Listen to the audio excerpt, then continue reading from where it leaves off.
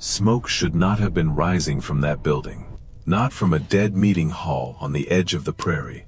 Not in the first hard week of winter. And not from a place they had handed to a grieving woman because nobody else knew what to do with her. People stopped in the road and stared. Because, 3 days earlier, they had laughed when she tore up the floor. By morning, they would be begging to get beneath it.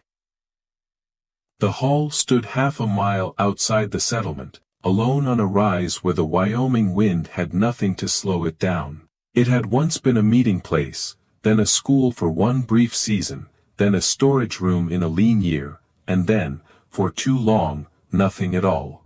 By the time Eliza Wren climbed the hill with 1 mule, 2 blankets, a cast-iron kettle, and the last of her husband's tools tied behind her in a wagon, the building already looked like something winter had chosen. The north side leaned. The roof had sunk at one corner, a shutter knocked loose against the wall in every gust. And when she forced the front door open, the cold inside felt older than the air outside. Not sharper, just settled. The kind of cold that had lived there long enough to belong. Eliza stood in the middle of the empty hall and said nothing. She was 27 years old, a widow for 19 days. And the only thing Thomas Wren had left her was his name, a few tools, and a silence at the center of her life that still did not feel real when morning came. Thomas had died on a freight run west of the settlement. A wheel snapped in frozen ruts, the load shifted. The horses bolted. By the time the men got him out from under the timber, the cold had already turned his coat stiff around the shoulders. There had been no final speech, no last promise, only the news brought back before sunrise, and the sound of a house changing around her by evening. Not in anger, in arithmetic. Thomas's brother would take the team. His sister's children needed room. Feed was short. Flour was shorter. And another winter was already pressing down out of the north. So, for days after the burial, Ezra Wren sat across from her at the kitchen table and offered her the old hall. He spoke carefully, like a man trying to wrap necessity in decent words. Said the stone piers were still good. Said there was a roof, mostly. Said a woman alone might manage there for a while if she was careful. He never called it charity. He did not need to. His wife, Miriam, was already folding away the spare bedding before the conversation ended. So, Eliza took what was hers and left before dawn the next day. A splitting maul, a short shovel, 2 sacks of potatoes, 3 jars of salt pork sealed in grease, a coffee tin of nails she had straightened by hand, Thomas's hand auger, her father's folding rule, not enough for comfort, enough for a beginning. Inside the hall, she made herself look slowly, at the roof, at the windows, at the seams in the wallboards, at the old stovepipe collar near the rear beam. Most people would have started above, where the leaks were obvious. Eliza started below. The floor was wrong. Even through her boots she could feel it. Every bit of warmth that might have held in that room was being dragged low and away. The drafts ran across the boards like creek water. She crouched near the center where 2 planks had warped apart. Held a lamp near the crack. Watched the flame bend. Then she went down on one knee and pressed her hand flat to the floor. Air moved there. Not much, but enough. Enough to tell her the hall was hollow underneath.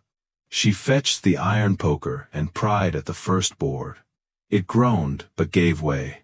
Then another. Then a third.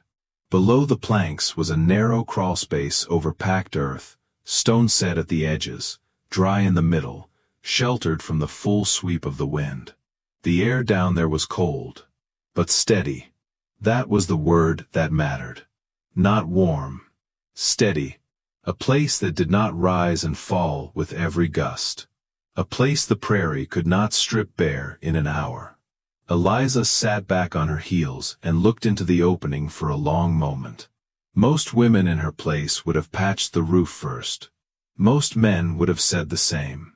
But roofs failed in storms. Walls leaked heat. And above-ground rooms belonged to the wind the minute the fire dropped. The earth was different. The earth kept what it could. That's where she would live. Not in the big room. Not fighting the whole sky. Under it. By late afternoon she had 6 planks stacked by the wall and a shallow pit open between the joists. Her hands were raw.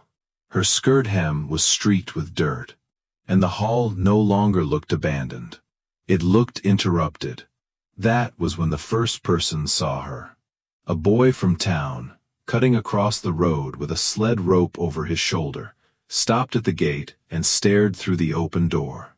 He saw a widow alone in a dead hall, ripping up the floor. By sunset, half the settlement had heard she was chopping the place apart. By supper, the story had improved itself. Some said grief had turned her strange. Some said she meant to burn the boards for heat. Some said she was digging her own grave under the building because she knew she would never outlast the winter anyway. That last version made people laugh. Not cruelly. Just with the easy confidence of people certain they understood how the season worked. Eliza heard none of it. She worked by lamplight until the blue dark pressed hard against the windows. One shovel of earth. Then another. Then another.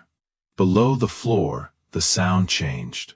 The wind still scraped and worried at the walls above her, but down in that half-hidden pocket, the noise thinned out.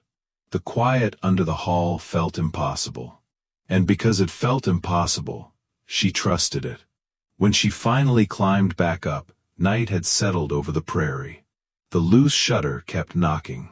The seams in the north wall shone silver with moonlight. Somewhere far off, a coyote barked once and went silent. Eliza stood over the opening she had made and listened to the weather gathering itself. Then she looked at the broken hall around her, and for the first time since Thomas died, she saw something that was not loss. She saw a chance. Not to live well, not yet. Just to live long enough. At first light, they would come to look. And when they saw the hole in the floor, they would laugh. By the second morning, the hole in Eliza's floor had more story than depth.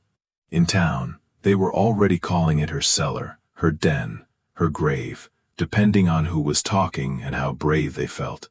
Up at the hall, it was just a rectangle of missing boards and a woman with a shovel. Corbin Hayes came first.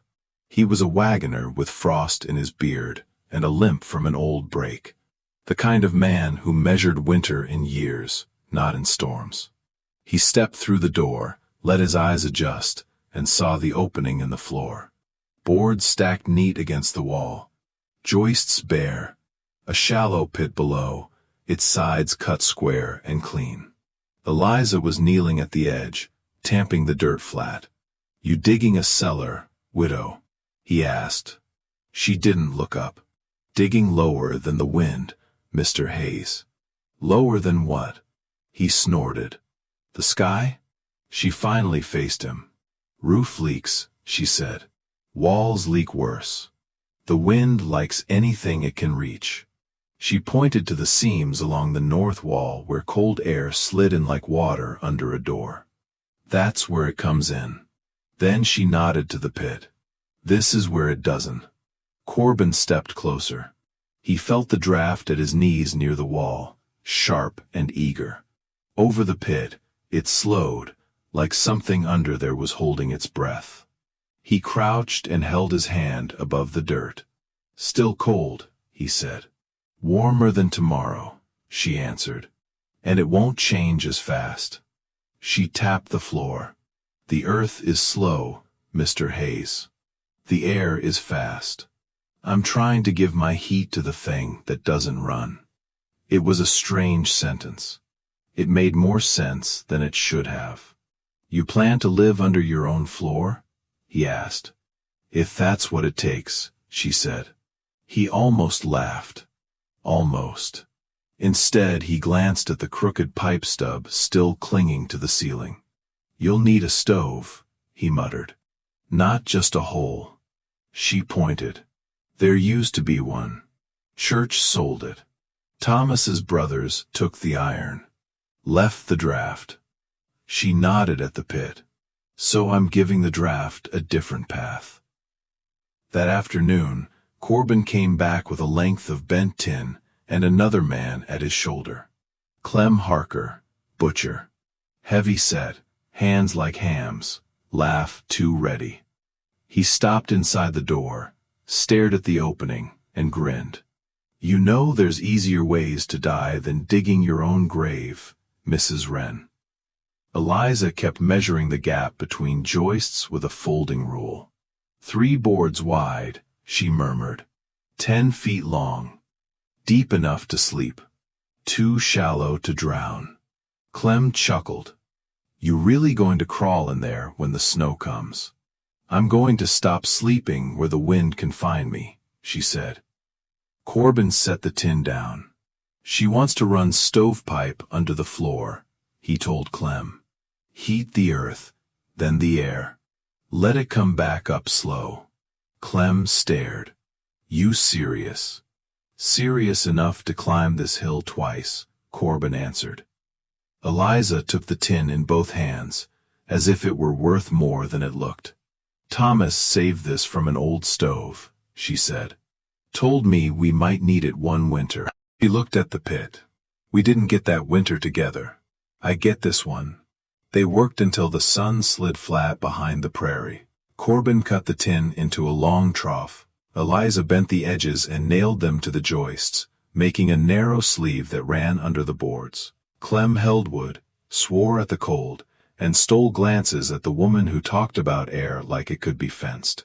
When they were done, a channel lay hidden beneath the floor, open at one end where a stove might feed it, rising toward the old pipe collar at the other.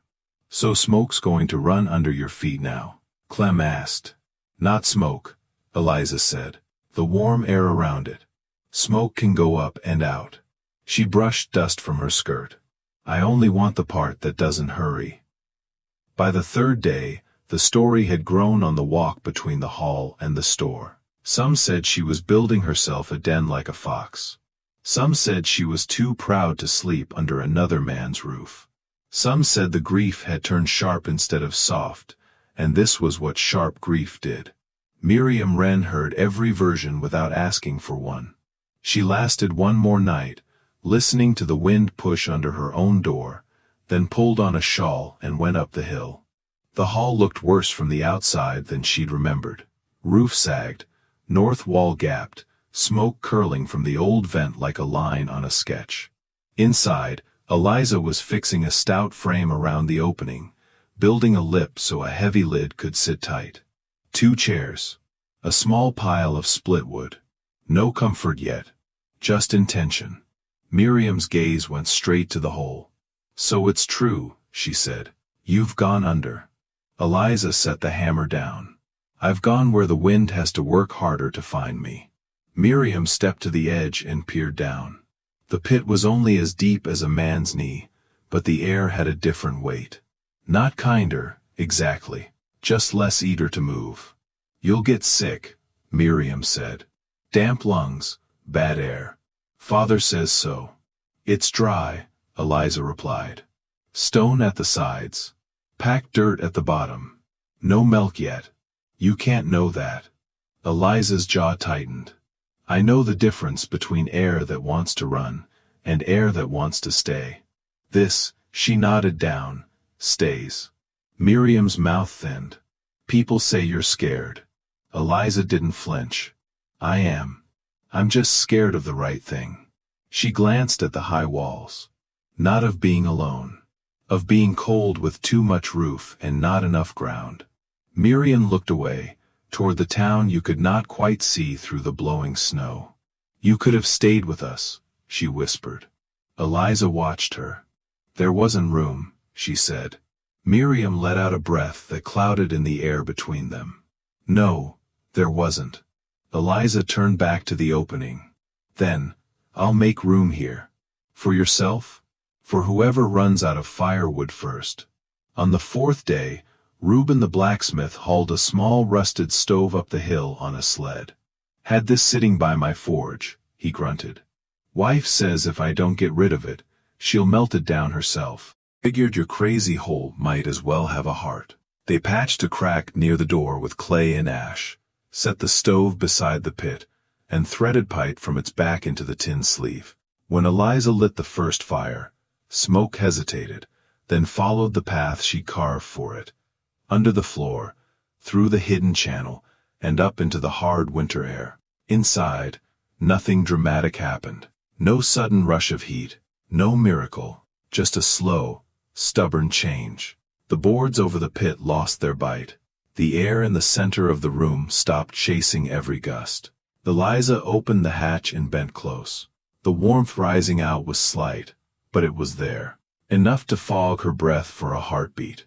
Enough to prove she hadn't gone mad for nothing. By week's end, the routine had settled.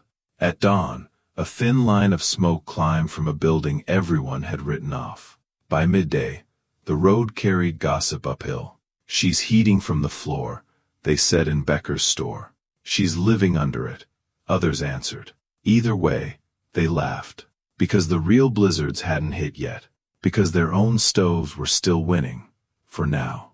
The first woman to come for more than a look was Hattie Long. She arrived with a basket of mending and a cough she didn't want to claim.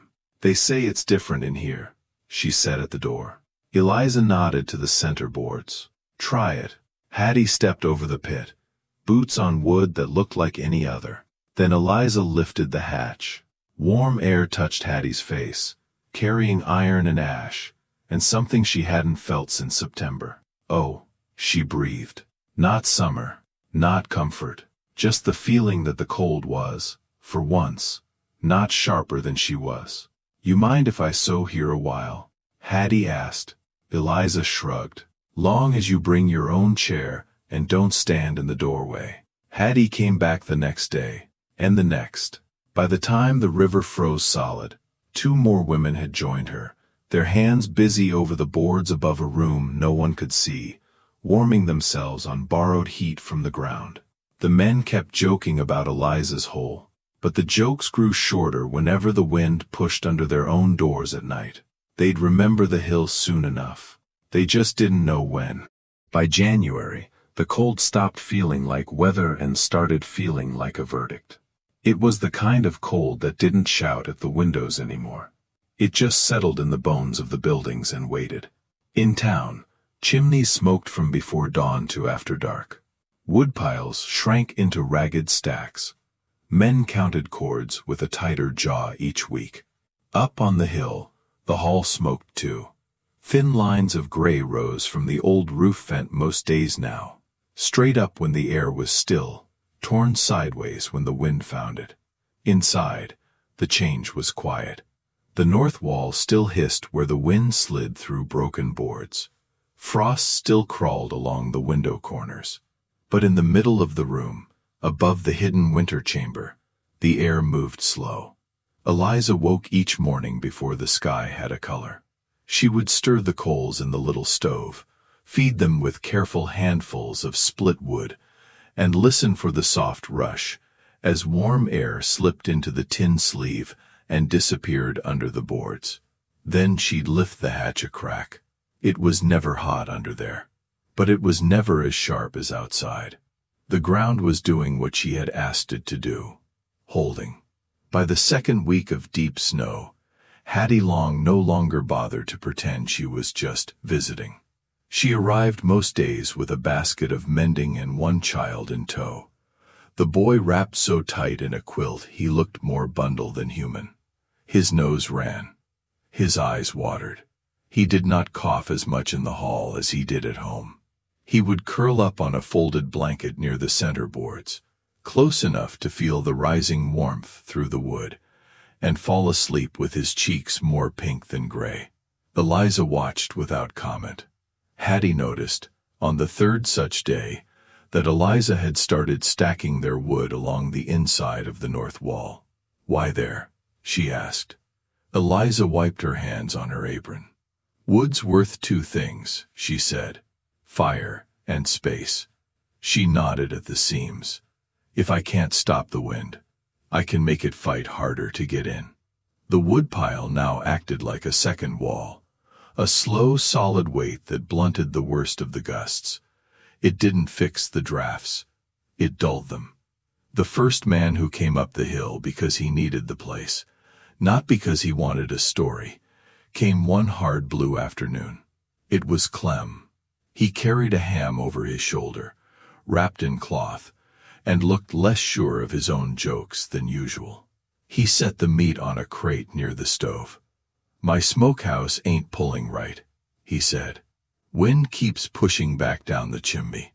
I got meat turning slick on one side and leather on the other." He jerked his chin at the boards. "You really running smoke under there?" "Some. Heat more than smoke." She lifted the hatch. Warm air brushed his face, carrying a faint tinge of iron and ash. He sniffed. "Not much smell." "I don't need much," she said. "Just enough to keep it from lying dead." He stared down into the dark. "You think you can hang a ham over that?" "Maybe." The rough frame she'd rigged from scraps, 2 crosspieces, and a row of hooks. They set it over the opening while the hatch was propped half open, letting a narrow column of rising warmth lick the hanging meat. Not a strong current, not a smokehouse roar, just a constant, steady pull. Clem shook his head. "Never thought I'd trust my winter meat to a hole in a church floor," he muttered. "It's not a church," Eliza said. "It's a room that does one thing right." "What's that?" he asked. "It remembers," he snorted.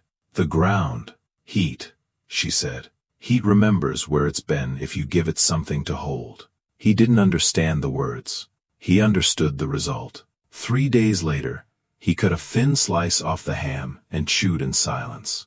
"It's even," he said finally. "No raw edge. No burned edge." He wrapped it back in cloth, nodded once, and walked off the hill without another joke. By the end of that week, 2 more pieces of meat had come up the track. Word slid down into town and along the counter at the store. "You can hang a ham over her floor, and it comes out right," they said. Men pretended to scoff, but some counted how many hams they had left. The winter kept tightening. Snow piled against cabin doors until they opened onto white walls. Outbuildings groaned under the weight. A wagon team was found frozen in its traces one morning, still hitched, still standing, eyes clouded over. Inside those cabins, people moved less. They burned wood faster. They sat closer to the stove. They watched the frost creep along the walls. The jokes about Eliza's hole grew thin. Nobody wanted to admit it aloud, but there was a line in their minds now. Cabins above, room below, high and losing heat, low and holding it. One night, Miriam woke to the sound of her own shutters rattling like teeth. She got up, wrapped herself, and went to the front room. The stove was out. The air had gone thin and sharp. Her father-in-law stood there in his shirt sleeves, feeding the fire with small, quick motions, his breath hard in the lamplight. "Wood's going faster than it should," he muttered. "We'll have to start burning fence if this keeps up." Miriam thought of the hill, of the boards above the hidden space, of the way the air had risen soft against her face when Eliza lifted the hatch. She wrapped the shawl tighter around her shoulders. "We could ask her," she said quietly. "Ask her what? How she's burning so little and not freezing." Ezra's jaw clenched. "We're not crawling under that floor," he said. "Not yet." He meant pride. Miriam heard fear. Back at the hall, Eliza rationed her with the way some women ration sugar. She knew how many splits the stove needed to keep the winter room breathing, how many she could spare to heat the top air when other people came. She never said it aloud, but she had begun thinking in numbers that were not days, or cords, or miles. She thought in degrees between one room and another, above the river ice and the air over her floor, between the cold that killed quickly and the cold that could be turned aside, just enough. Hattie noticed the difference first, not in theory, in a child. Her boy stopped waking in the night with his teeth chattering, stopped coughing so hard his ribs shook. He still got cold. Everybody did. But he no longer looked like something the winter had already claimed. One afternoon, while the women sewed and the stove burned low, Hattie looked up from her stitching. "If you hadn't dug that," she nodded at the boards, I think he'd be sicker. Eliza didn't answer. She didn't know if it was true. She only knew what she could touch. She reached down, lifted the hatch a handspan, and let a little more warmth up into the circle of their chairs. By February, the land had gone past pretty. Nothing soft was left. The sky was a lid. The snow along the fence lines had turned gray where the wind had scraped it bare and laid it down again. Men counted their logs by lamplight, and did not say out loud that the pile would not last until spring. That was when the talk of a real blizzard began. Not the smaller squalls that had come and gone. The kind the old men remembered from years they didn't like to describe. Days without seeing the sun. Gates buried. Drifts as high as a man on horseback. Rumor reached the hall the way everything else did, on boots and in breath. Corbin brought it one evening, stamping snow from his feet. They say weather's turning bad even for out here, he said. Cattle found standing under snow in the breaks. Wind choirs you can hear before you feel them. He looked at the boards under Eliza's chair. You ready for that? She glanced at the stove, the sleeve, the wood against the wall, the hatch. Ready as I know how to be, she said. Corbin grunted. Most folks are still trusting their chimneys and their luck. Eliza's mouth tightened. Luck's just weather with a different name. He stared at her for a long moment. Then he nodded once. When it hits, he said quietly, they're going to remember you've got a room under your feet. Her eyes didn't leave the stove. They'll remember when their roofs start giving heat back to the sky, she said. And if they come. Eliza's hand rested on the boards over her winter room. Then they'd better be willing to get low. Outside, the wind shifted. Somewhere beyond the flats, clouds were already gathering. The hall, with its sagging roof and broken boards, waited on the hill. So did the room nobody else had thought to build. The one place in that country where the cold would have to work harder than usual to do what it always did. Take. The storm they'd been talking about came on a day that started almost quiet. Gray sky, no sun, no shadow, snow fine as dust, drifting sideways. Not impressive yet, just constant.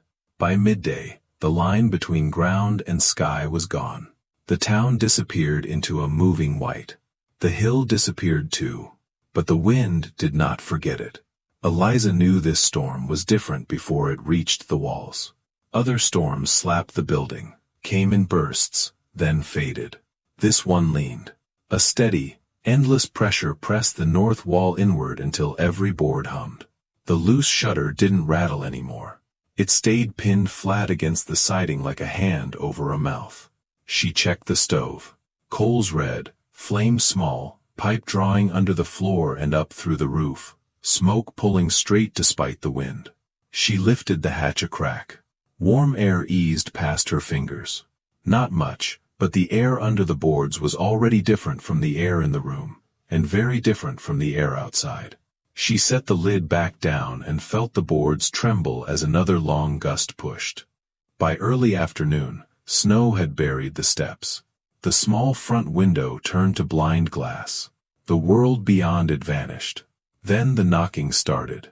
It came thin at first, a rapid, frightened rattle on the door, almost lost in the wind. Eliza shoved the bar aside and pulled the door in. Hattie Long all but fell through, hair and scarf white with rime, dragging her youngest boy like a sack. His lips were gray, his eyes unfocused. Behind them, the storm roared in, a white wall, stinging air, noise. Eliza forced the door shut with her shoulder until the latch caught. Get away from the wall, she said. Center. Now. Hattie stumbled toward the boards above the winter room. Eliza spread 2 blankets on the floor. Lay him here. Hattie's hands shook too badly to untie the scarf. Eliza cut it with her knife, brushed snow off the boy's face, and pressed her palm flat to the floor beside his cheek. Warmth rose up, faint but real. He's not gone, Eliza said quietly. Not while I can still feel that. Hattie made a sound that was half sob, half breath. More pounding hit the door.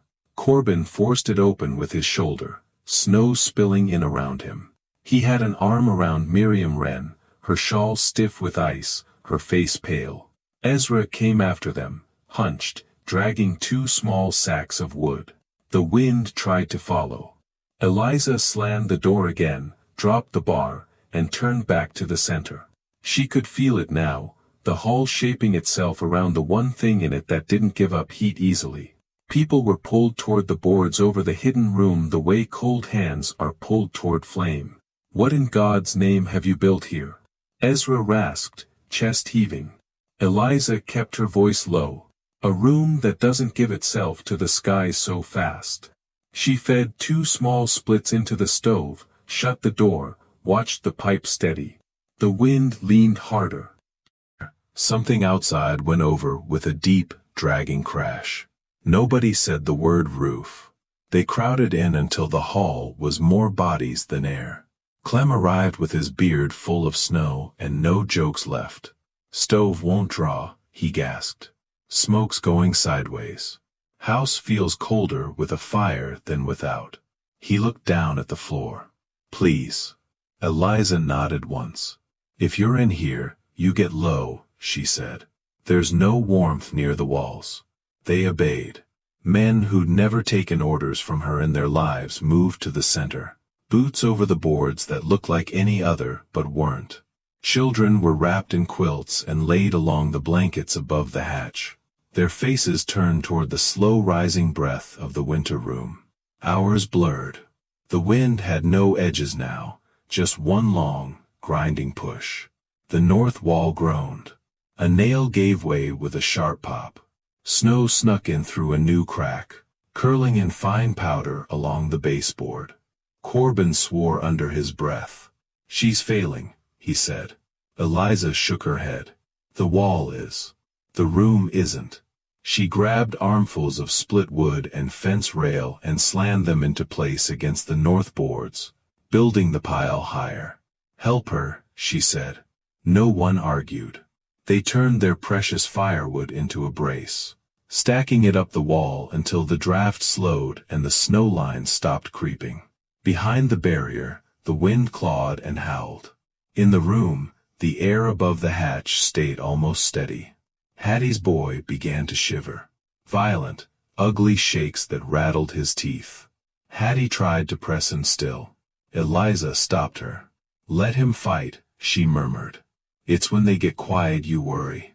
The child cried once, then pulled in a breath that steamed the air in front of his mouth.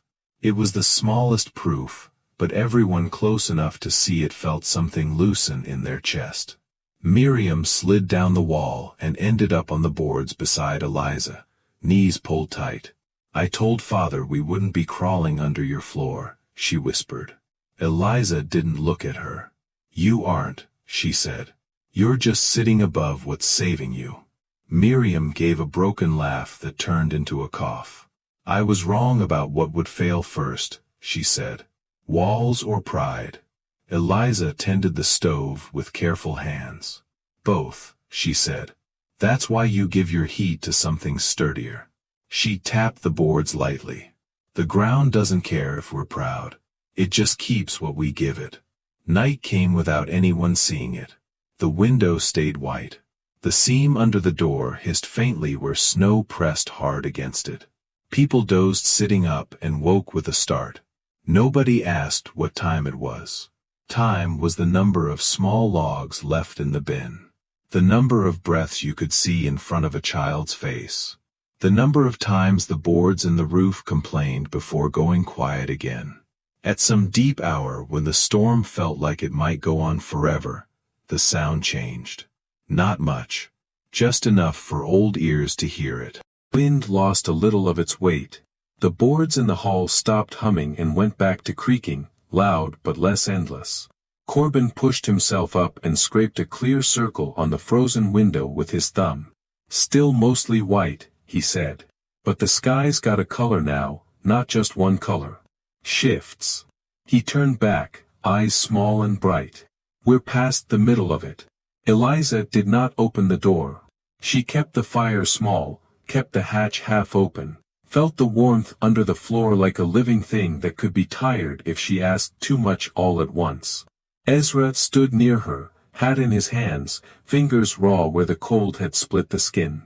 "We'd have burned the last of the fence tonight," he said. She nodded. "And it still wouldn't have been enough," he finished. His voice thinned. "You did this." She didn't lift her eyes from the stove. "You gave me the worst building you had," she said softly. "You didn't ask what I saw when I walked in." He swallowed. "What did you see?" She glanced at the boards beneath them. "Not a hall," she said, "a place the wind hadn't claimed yet." When they finally lifted the bar from the door, gray light slipped in around the edges. Snow fell inward in a slab.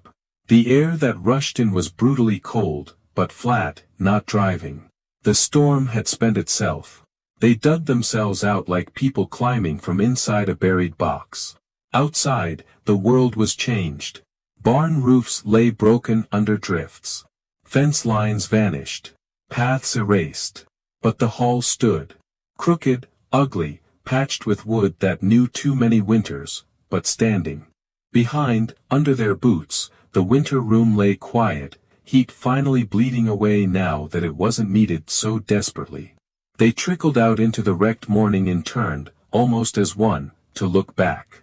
"This is more of a church than it ever was," Corbin said under his breath. Eliza shook her head. "It's not a church." Ezra squinted at her. "Then what?" She let her hand rest on the doorframe. "Proof," she said, "that sometimes the only way through a winter is down." Miriam looked at the beaten faces, the children, the heap of wood still braced against the north wall. "We'll forget that," she said quietly. "Come summer." Eliza nodded. "That's why the room has to stay," she answered. "Memories wander. Cold doesn't." No one said it aloud, but every person on that hill understood something that would follow them for the rest of their lives. When the walls gave up, they had lived because a woman nobody wanted to house had dug a room the wind could not reach. And whichever direction they walked when they left that morning, they walked differently, knowing that the safest place they'd ever been in a storm was beneath their own feet. Spring did not fix what the storm had broken. It just made the damage visible. Snow slumped away from fences that no longer stood. Mud swallowed wagon ruts where roads had been. Broken rafters stuck out of drifts like ribs. The settlement began the hard work of counting what was left, and pretending not to count who was missing. Up on the hill, the hall looked worse than ever. The siding was more warped. The north wall leaned into the memory of the wind. The roof had a new sag. But people walked up there now without needing an invitation. They came with hammer and saw, with rope and pitch, with boards scavenged from sheds that hadn't made it through. Clem patched shingles alongside Reuben. Corbin reset a pier stone that had shifted. Two boys hauled mud for chinking and bragged later they had helped fix the winter house, even though they barely lifted more than buckets. Eliza moved among them, measuring, marking, saying little. She kept one thing the same. She would not let anyone nail the hatch shut. She sanded the boards above the winter room smooth where boots had chewed them, oiled the hinges, checked the sleeve under the floor with a practiced hand. "This stays," she said whenever someone suggested filling it in. "We can lose roof and walls again. We can't lose this." A week after the sky went blue for good, Ezra Wren asked Becker to ride up with him. The storekeeper was a thin man with ink on his fingers, and better handwriting than any of the farmers who bought from him. They stood at the table near the stove, while Eliza poured them both coffee that tasted more of iron than beans. Ezra cleared his throat. "When I put your name on the paper for this place," he said, "I thought I was washing my hands of it." He swallowed. "Turns out, I was just putting it in the only hands that knew what to do." Becker unfolded a sheet and smoothed it on the plank. He'd written out new words in his neat, slow script. Not to a man. Not back to the church it used to be. To the town. Or what passed for a town this far out. This hall and the ground beneath it, the words said. To be held in common. Kept as a room for work and for winter. open to any who need it. He pointed to the last line. "You add anything, Eliza?" he asked. She took the pencil and thought a long moment. Then she wrote, in letters less straight but harder pressed, "And the place under the floor to be kept as carefully as the place above." Below, the word came out heavier than the others. She underlined it once. There wasn't a big meeting. No speeches. Just people who had been there on the worst nights standing around a table in a crooked hall, putting their names where they could. Some scratched an X, some managed messy letters, some simply laid a hand on the wood and said, "I agree." Hattie curled her fingers over the edge of the paper. "My boy's lungs are still working because of this floor," she said softly. "That's signature enough." The deed went back into Becker's satchel. Understanding stayed in the room. From then on, everyone called it what it had become, the winter room. In summer, it was a place to spread cloth, mend harness, sort seed in the good light. Children stubbed toes on the hatch and were scolded to mind the room that kept you. In autumn, people brought their first cord of wood to stack along the north wall before they filled their own sheds. Not because they wanted Eliza to owe them. Because they did not want to face another storm with an empty brace there. And when the first hard frost silvered the fields, someone, Hattie, or Clem, or Miriam, would always walk over, lift the hatch just enough to feel the breath rising out, and nod. Ready. Eliza grew old in the pattern she had made for herself. Hill, hall, wood, stove, hatch. Winters came lean. Winters came kinder. One or two almost fooled people into forgetting. She never did. When younger women asked her why she had dug down instead of just stuffing more rags in the cracks, she did not give them a long lesson. She would walk to the center of the hall, tap the boards once with the toe of her boot, and say, "The wind owns everything it can get around." Then she'd tap again, slower. "So you build where it can't." The explanation never felt like much on a clear day. It felt like everything when the sky turned bad. In the end, she didn't leave in a storm. Her hands simply stopped trusting axe and saw. Her breath shortened on the hill. On one of the last days she came up, she stood alone in the empty hall at dusk, the stove cold, the sleeve under the floor quiet. She lifted the hatch and felt the air rising, faint and even, as the ground settled from the day's warmth. It still remembered. "Good," she murmured. She let the lid fall gently shut and laid her palm flat on the boards. That was the last winter she climbed all the way to the top without help. Years after she was gone, the winter room outlived new roofs, new stoves, new families. Some snow seasons were story-light. The hall only saw extra traffic on the very coldest days. Other years came close to that old storm. Roads vanished. Horses vanished. Patience vanished. Whenever that happened, the path up the hill reappeared, as if it had been there all along. Boots stamped it out. Hands lifted the hatch.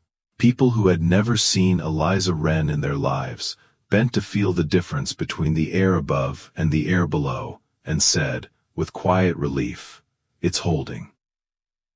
If you drive past that country years later, the buildings you notice first are the tall ones. The grain elevators, the water towers, the church spires. The winter room isn't tall. It's as low as a choice. A sagging hall on a rise, with a stove that still works and a patch in the floor that sounds different when you knock. You don't see what matters until you stand in the middle and listen.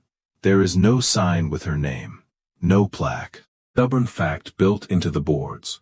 When the worst wind that country could remember came looking for heat to steal, the warmest place left was the space one woman carved underneath everyone else's feet.